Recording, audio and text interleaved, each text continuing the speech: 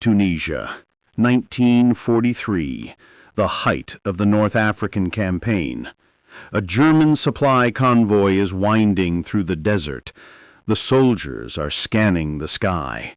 They are listening for the roar of engines. They are listening for the Spitfire or the P-40 Warhawk. But they hear nothing, just the wind.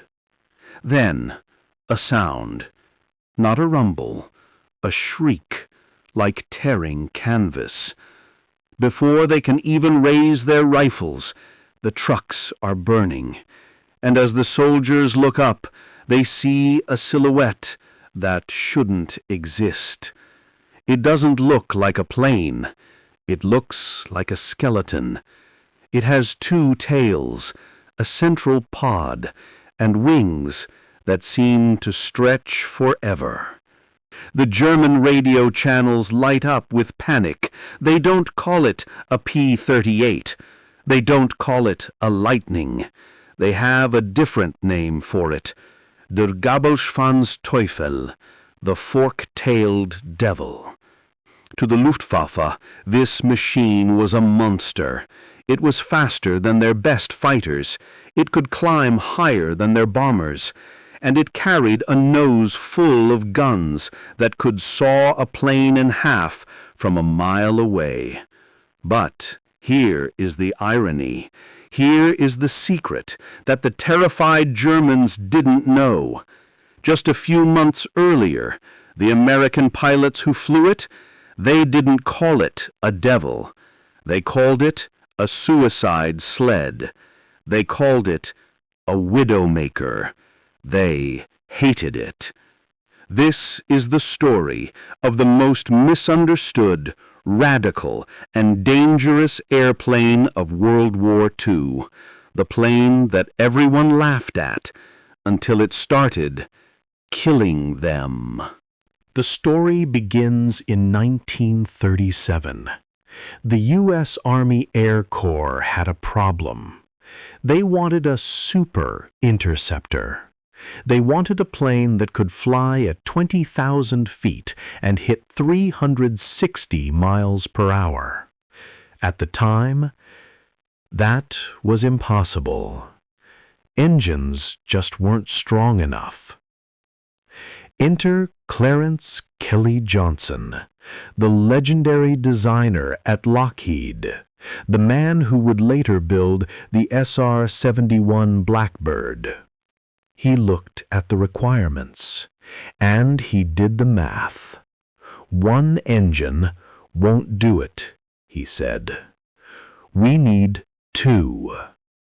But where do you put two massive 12-cylinder Allison engines on a single-seat fighter? If you put them on the wings, the plane gets too heavy, too wide.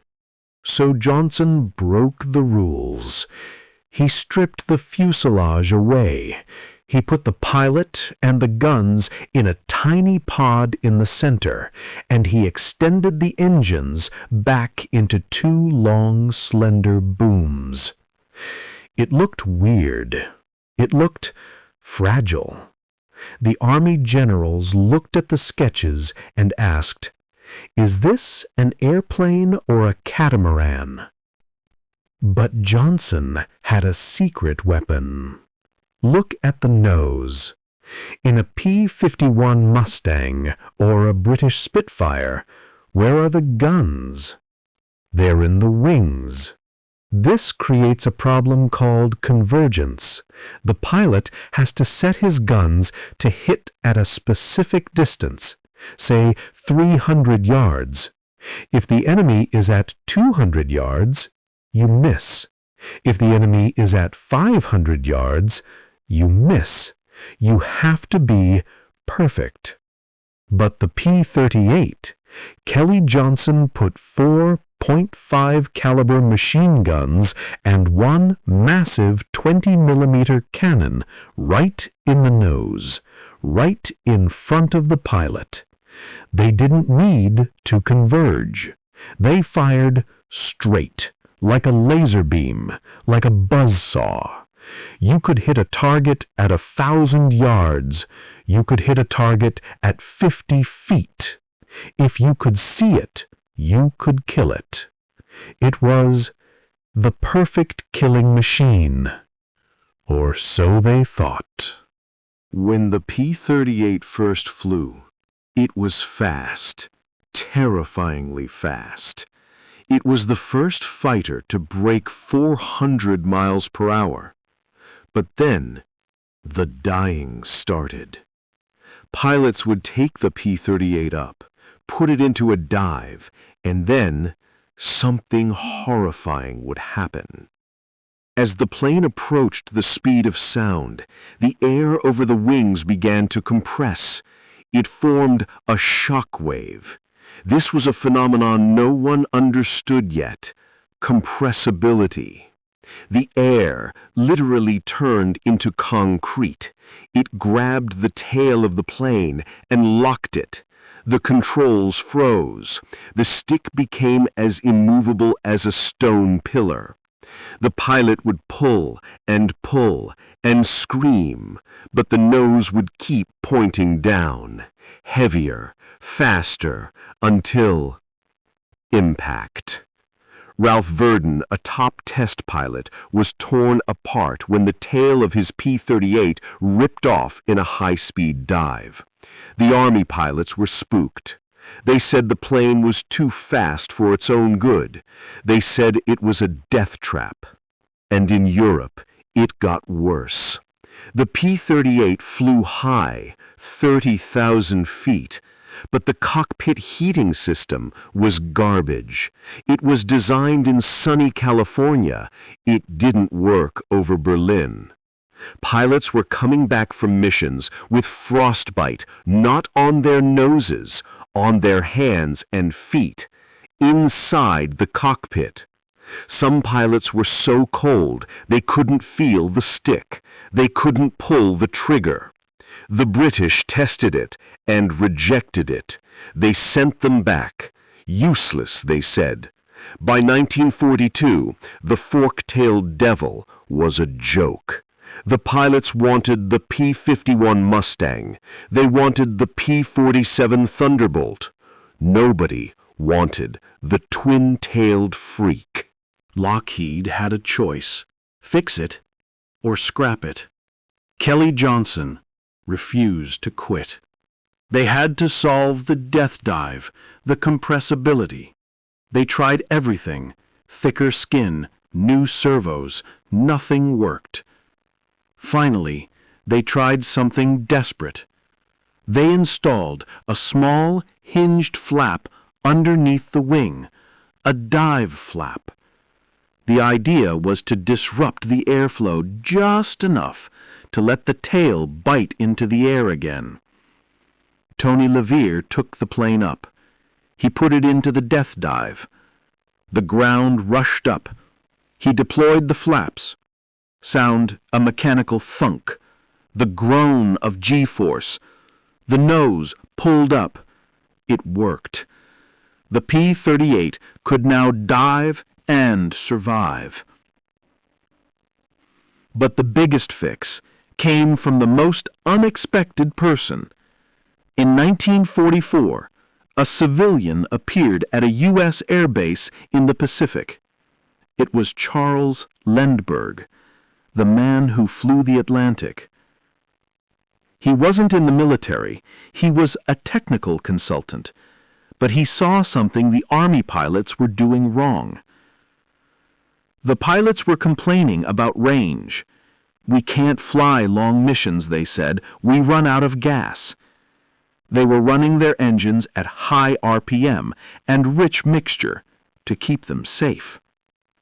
Lindbergh climbed into a P-38.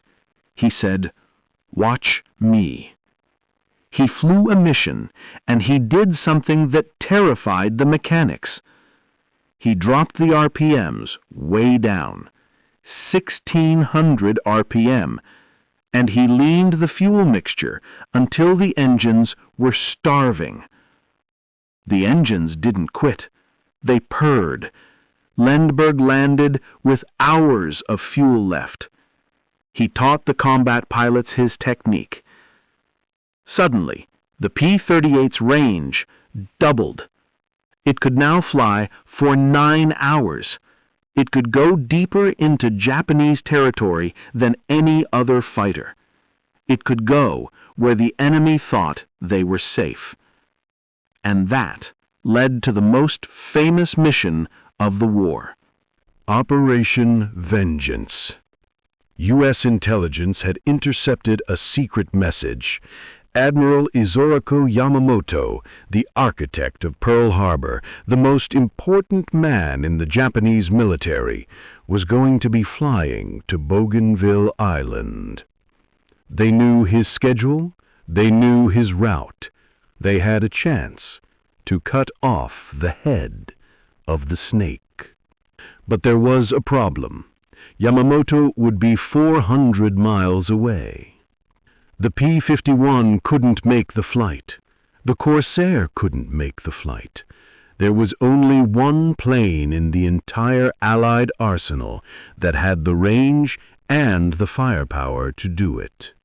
The P-38 Lightning. April 18th, 1943. 16 P-38s take off. They have to fly 50 feet above the water for 2 hours in total radio silence.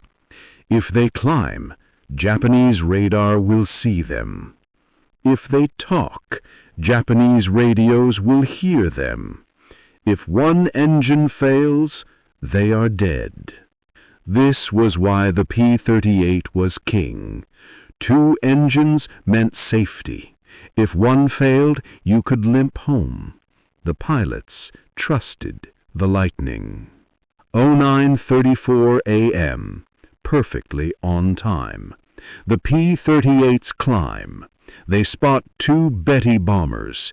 Yamamoto is in one of them. The fork-tailed devils drop their fuel tanks. They dive.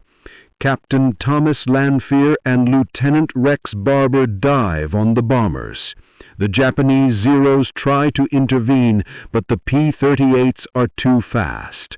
They boom and zoom. Barber lines up on a bomber. Remember the nose guns? No convergence. He fires a burst. The 20-millimeter shells saw the right wing off the bomber.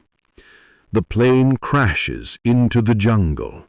Admiral Yamamoto is dead. It was the most significant assassination of the war, and it was executed with surgical precision by the plane that was once called a failure. The Yamamoto mission proved it. The P-38 was a weapon of strategy, but its legacy was split between 2 worlds. In Europe, it found a new role, the F-5 reconnaissance variant. They stripped the guns and installed cameras. Because the P-38 was so fast and could fly so high, it could fly right over Berlin, take photos, and outrun the German interceptors. 80% of all aerial photographs taken before D-Day were taken by P-38s. But in the Pacific, it was the apex predator. The long distances, the water, the humidity. The P-38 loved it, and the pilots loved it. The top 2 American aces of all time, Richard Bong, 40 kills, and Tommy Maguire, 38 kills, both flew the P-38. They could have flown the new Mustangs. They chose the Lightning. Why? Because of the gun nose. In a head-on pass against a Japanese Zero, the Zero had to fly through a wall of 20-millimeter steel. The P-38 didn't miss. The Japanese pilots, terrified of its silhouette, called it 2 planes, 1 pilot.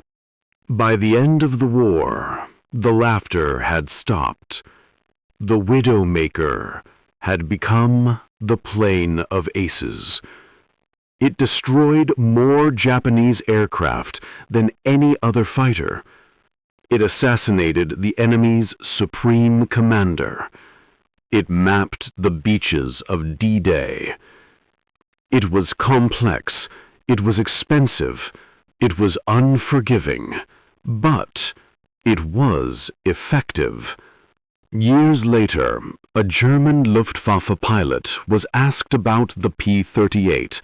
He didn't laugh. He said, "When we saw the Spitfire, we prepared to fight. When we saw the Mustang, we prepared to maneuver.